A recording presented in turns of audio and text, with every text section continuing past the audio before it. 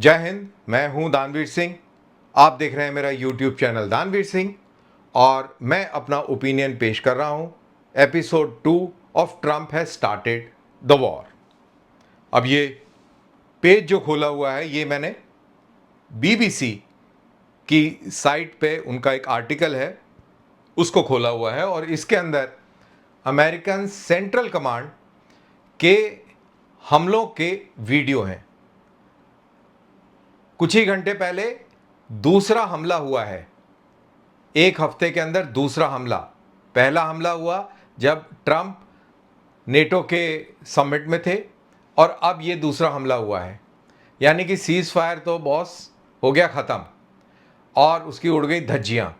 अब मामला गर्मा गया है। अमेरिकन्स ने ये हमले करा, लगाएंगे वीडियो, देखते हैं।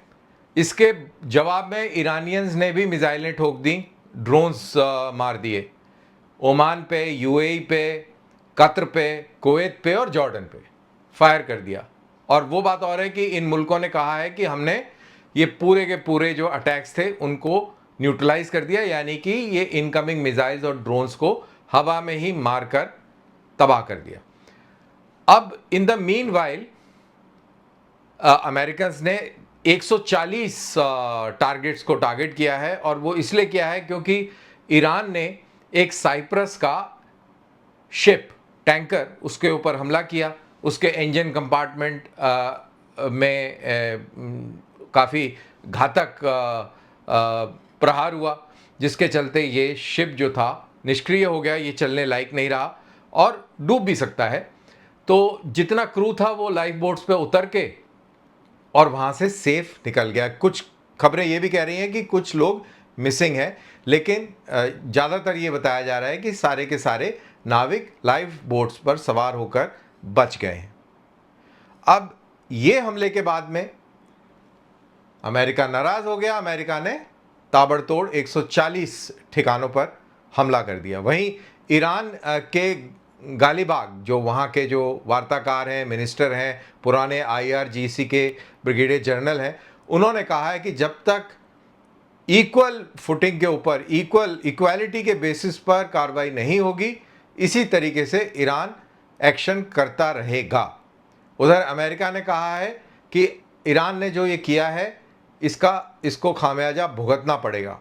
तो दोनों तरफ तेवर बहुत गर्म है और एक्शन जमीन पर दिखता भी नजर आ रहा है। लेकिन वार्ता वाला जो ऑप्शन है, कम्युनिकेशन है, वो अभी भी जारी है। तो लाइए पहले इस वीडियो को देखते हैं और थोड़ा एनालाइज भी करते हैं कि प्ले। तो ये वीडियो जारी करने का मकसद यही होता है किसी भी उसका, कि वो अपनी कैपेबिलिटीज दिखा सके। ये क्रूज मिसाइल उड़ी थी और ये जहाज उड़ा है और ये टारगेट किया, देखिए मिसाइल इनकमिंग टारगेट किया। एक मिसाइल लॉन्चर साइट को एक मिसाइल भी देखने को मिली थी वहां पर।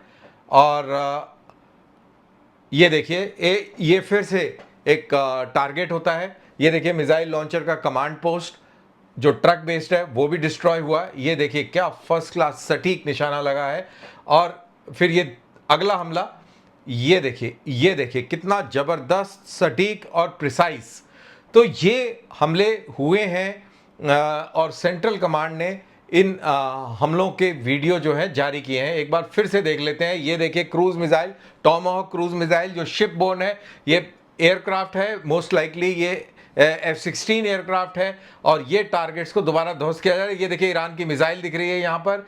ये देखिए मिसाइल लॉन्चर है और एकदम सटीकता से प्रहार। ये देखिए फिर से एक और मिसाइल लॉन्चर के ऊपर ये हमला किया गया। ये कमांड पोस्ट है ट्रक माउंटेड, उसको डिस्ट्रॉय किया गया। साथ ही ये एक और मिसाइल साइट है जिसके ऊपर हमला किया और वो भी बहुत ही सटीकता के साथ में। तो ये जो वीडियोस जारी होते हैं ये इसीलिए होते हैं, जैसा मैंने कहा, कि ये अपनी काबिलियत को भी बताते हैं, दुश्मन का मनोबल भी गिराते हैं और अपने दोस्तों का मनोबल बढ़ाते हैं। अब इसमें इस साइट में और भी एक बड़ा इंटरेस्टिंग चीज़ इन्होंने दी है और वो है मैप। तो उस मैप की ओर चलते हैं। ये वाला ये दिया है इन्होंने एक मैप, और ये मैप किन्होंने शाया किया है? ये मैप शाया किया है आपके ये मैप शाया किया है ईरान की तरफ से हुआ है, जिसको पिक किया है बीबीसी ने और उन्होंने अपनी वेबसाइट पर लगाया है। इसमें हम क्या देख रहे हैं, पहले नक्शे को समझते हैं। ये यूएई है, ये ओमान है और ये वो पेनिनसुला है जो जट इन कर रहा है पर्शियन गल्फ में। ये गल्फ ऑफ ओमान और ये स्ट्रेट ऑफ हॉर्मुज और इस साइड में आपका पर्शियन गल्फ। तो Persian gulf, straight of Hormuz, gulf of Oman, Oman, UAE और नॉर्थ में, पूर्व में ऊपर जो इलाका दिख रहा है वो है ईरान। अब ईरान के यहाँ पर दो महत्वपूर्ण इलाके हैं, टापू हैं, उनका जिक्र बहुत ज़रूरी है। तो ये है एक बहुत बड़ा टापू है, नाम है इसका कासिम, QESHM, कैश्म या कासिम, या आप कैसे भी प्रोनाउंस कर लें, मेरे को तो कासिम ही समझ में आया है, पता नहीं इसको क्या बोलते हैं। और उसके बाद जो नीचे जो दूसरा आपका टापू है वो है लारक, LARAK। तो लारक और कासिम के बीच में ईरान ने दो रूट्स, शिपिंग रूट्स जो हैं वो पब्लिश किए हैं। एक रूट लारक और कासिम के बीचों बीच से होके जाता है, ये देख सकते हैं, और दूसरा लारक के साउथ से, ये इस तरीके से दिखाया गया है। अब दोनों रूट्स ये लारक के साथ सटे हुए हैं और ये वाला इलाका जो ओमान के नॉर्थ में और लारक के साउथ में है, ये जो गोले, काले गोले से और ये लाइनों से ये दर्शाया गया है, इसको वो डेंजरस एरिया कहते हैं। यानी कि अगर आप इस इलाके से जाएंगे तो आपके ऊपर हमला होगा, आपको यहीं से जाना पड़ेगा। यानी कि ये इस हाईवे का टोल टैक्स बूथ है और इस बूथ के या तो लेफ्ट से जा सकते हैं या आप राइट से जा सकते हैं, और अगर आप ऐसा नहीं करेंगे तो आपके ऊपर हमला होगा, ये ईरान का कहना है। अमेरिका कहता है कि स्ट्रेट ऑफ हॉर्मुज बिल्कुल खुला हुआ है और ये बिल्कुल बंद नहीं है, और ईरान को पूरी दुनिया के सामने आकर और माफ़ी मांगनी चाहिए कि ये जो हमला किया है ये बिल्कुल गलत है, गैरकानूनी है और आगे से वो हमला नहीं करेगा। तो जाहिर सी बात है ईरान तो ये मानने वाला बिल्कुल भी नहीं है। ईरान के तेवर बिल्कुल सख्त हैं।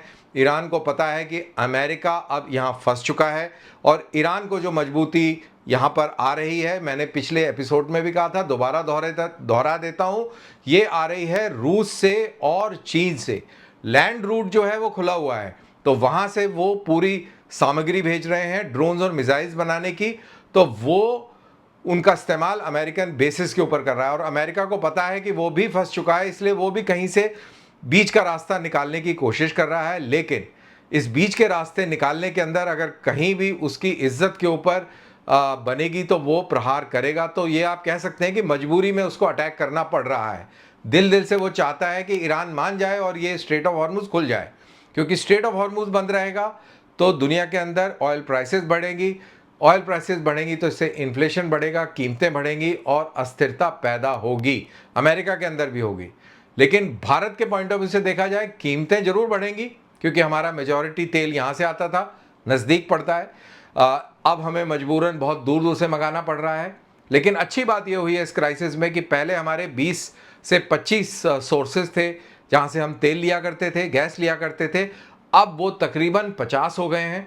तो हमारे डाइवर्सिफिकेशन काफ़ी हो गया है और रिडंडेंसी जो है वो भी कहीं ना कहीं अश्योर हो गई है, स्ट्रेंथन हो गई है।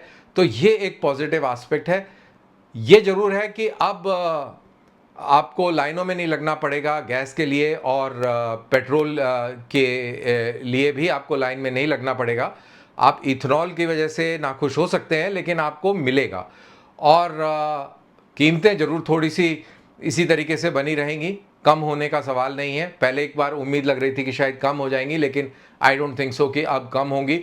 अगर ये शिद्दत बढ़ती है इन हमलों की और सिचुएशन और ख़राब होती है तो शायद कहीं कीमतें और बढ़ ना जाएं।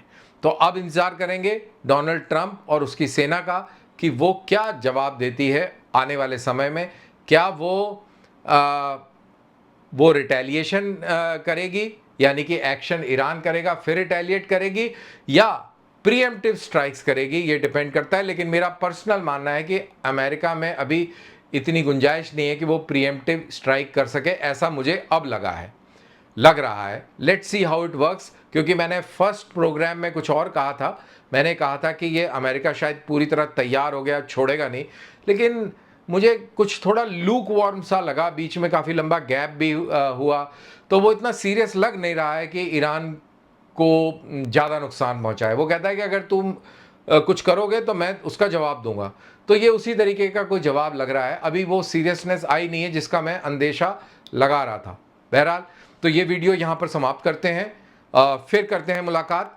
ट्रंप अगर हमला करेंगे तो एक और वीडियो बनाएंगे और आपके समक्ष पेश होंगे। आप इसको प्लीज़ लाइक कर दीजिए और दोस्तों के साथ शेयर कर दीजिए। जय हिंद।